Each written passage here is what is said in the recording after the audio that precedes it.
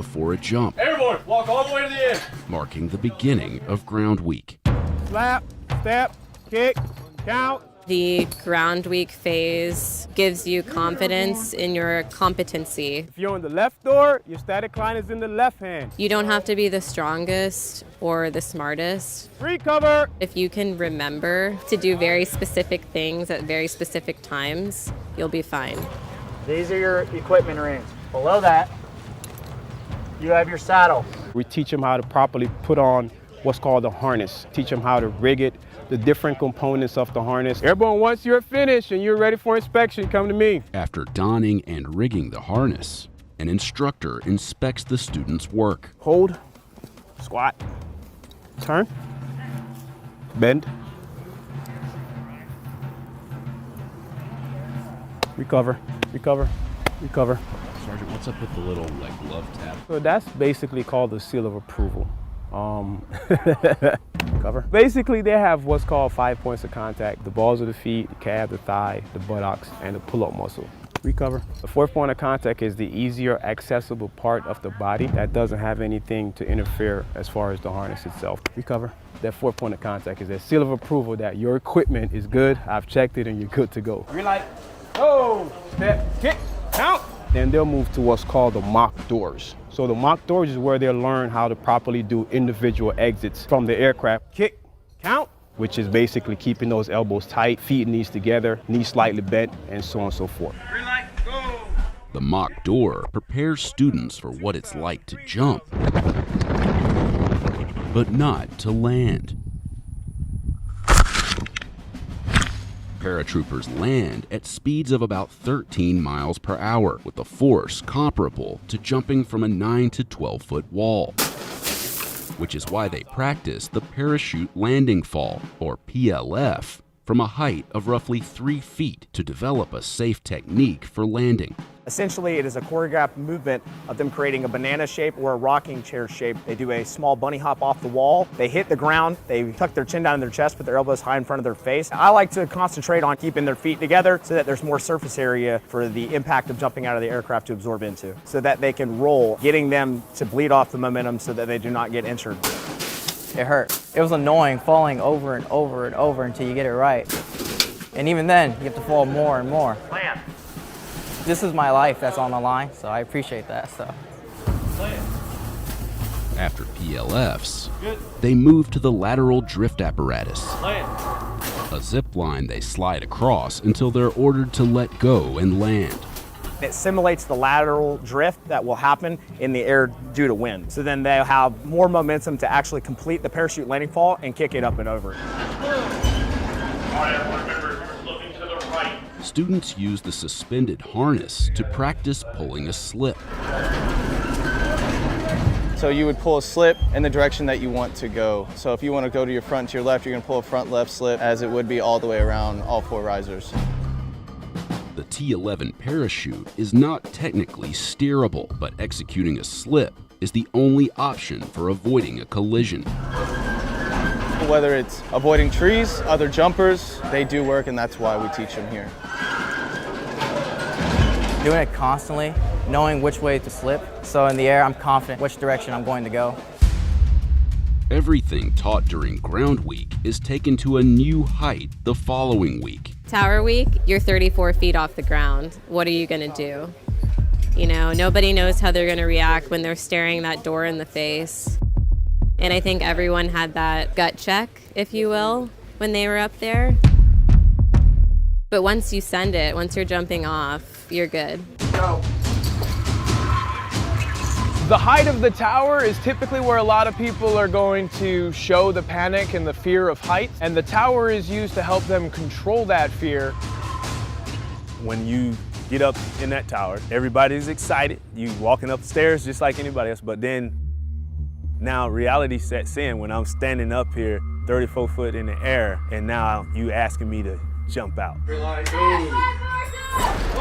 2,000, 3,000, 4,000. They're going to kick out, creating the explosive power required for them to exit the aircraft, getting a good up 6, out 36-inch exit far away from the aircraft. 1,000, 2,000. As soon as their foot leaves the platform, they begin to count to 6,000. 1,000, 2,000, 3,000. At the end of your 6,000 count, your main canopy will have fully deployed and has begun its inflation process and begun its descent to the ground. You did everything right. Students are observed and evaluated by instructors who critique them until they have developed an exit worthy of a live jump. All right, do it again. I actually jumped the mock tower 22 times just because I just had to perfect it and get it right. You got to kick out a certain amount to get far enough away, and that was probably the thing I struggled with the most. The final exercise during Tower Week is the Improved Swing Landing Trainer, an opportunity to practice a parachute landing fall in a more realistic way. It simulates the oscillation and downward movement that you would experience on a normal parachute jump. They will swing until they get into a good parachute landing fall position. In a true parachute landing fall, you are not looking at the ground, so you don't know when you're gonna hit. We don't tell them, I'm dropping you now. We just say, hold what you got, prepare to land. That way they know the ground will be coming soon, they just won't know when. The instructor pulls a cable that causes the student to fall. This is also the most dangerous course when it comes to the actual training. We've seen broken bones, we've seen concussions result from this training, more so than any other training. Training culminates with Jump Week, where students apply everything they've learned in 5 different jumps from a live aircraft flying 1,250 feet off the ground. Jump Week begins with a jog to the airfield. Running down here from the barracks, it's a very slow pace. I found out the purpose of that was to check to see if anyone had any injuries. And then it's a waiting game until you finally get to jump. Students pick up their main and reserve parachutes, which have been meticulously packed and inspected by riggers.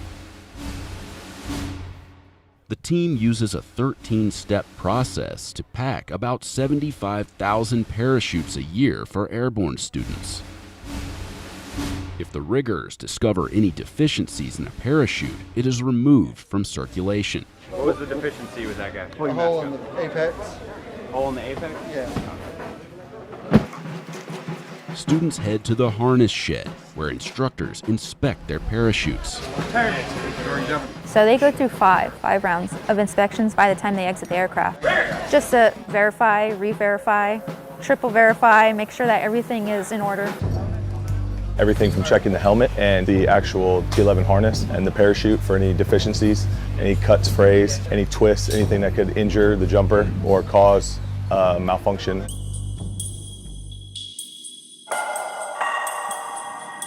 After the inspections, students wait and wait and wait.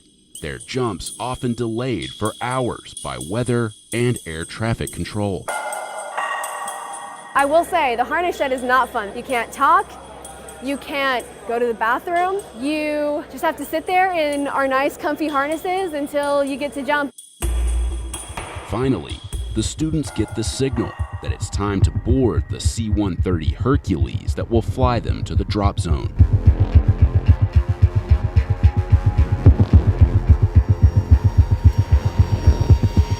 Say hi to your mom. The C-130 flies toward Fryer Drop Zone on the Alabama side of the Chattahoochee River.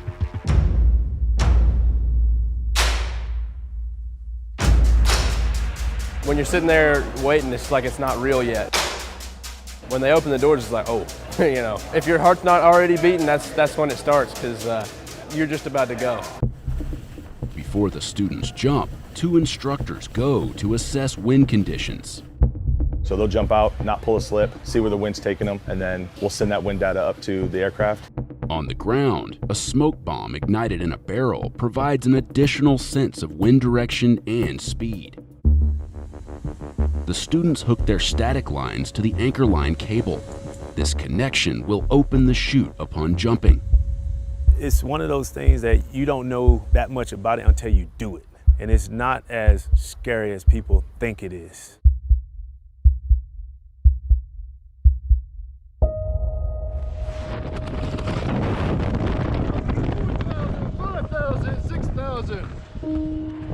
We all have fears.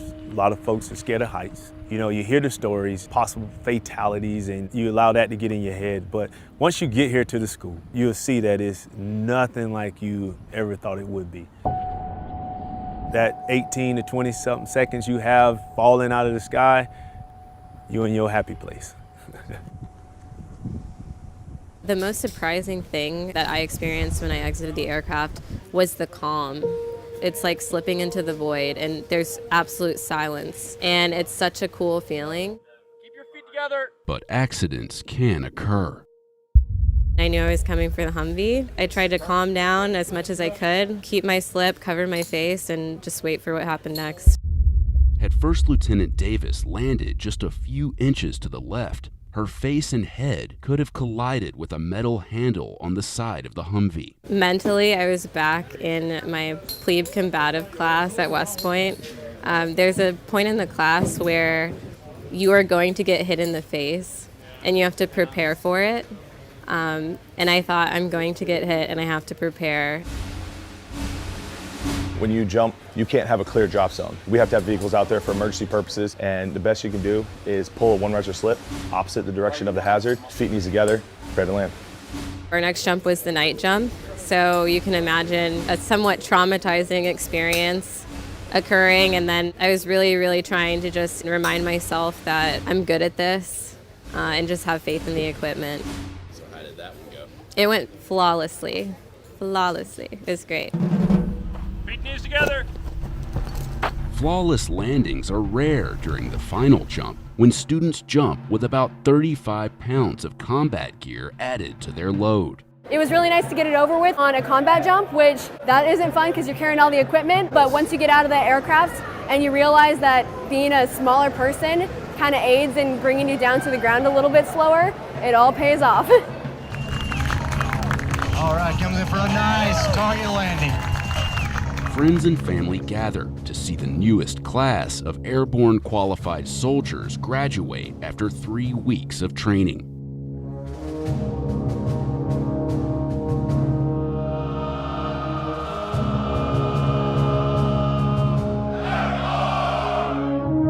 What you see is a student that comes here. They don't know what to expect. They chose to do something that probably over 1/3 of the Army won't do.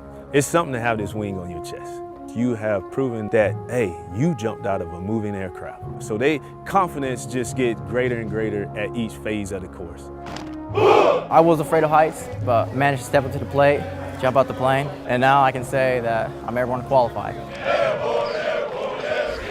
I've definitely grown in confidence in myself. I'm a signal officer, so I work on computers, and it's very different having a trust that a modem will function versus a parachute opening.